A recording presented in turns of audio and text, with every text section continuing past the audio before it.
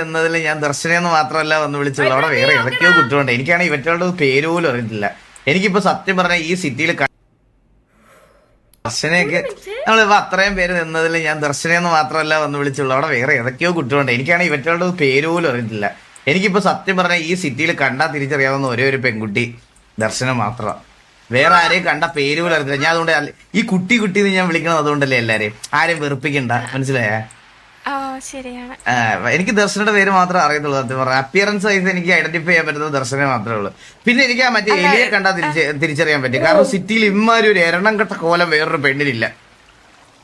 മറ്റേ ഈ കൊക്കിന്റെ അട്ടയുടെ ഒക്കെ കൂടെ നടന്ന് അങ്ങനത്തെ ഒരു അപ്പിയറൻസ് ഉണ്ട് അവർക്ക്.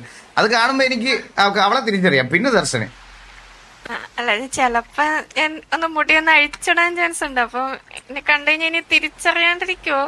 ദർശനം മുടി കെട്ടി വെച്ചാലും കഴിച്ചിട്ടാലും എല്ലാം ഏത് പാതിരാത്രി കണ്ടാലും എനിക്ക് തിരിച്ചറിയാൻ പറ്റും ദർശന.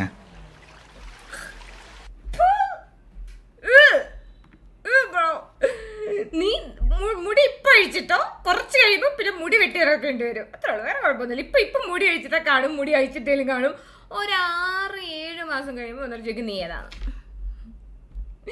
ഇമ്മാതിരി എരണം കെട്ട ക്രിഞ്ച്. ഇതെന്തിന്റെയാണെന്നറിയാവോ? ഇത് കണ്ട് ഈ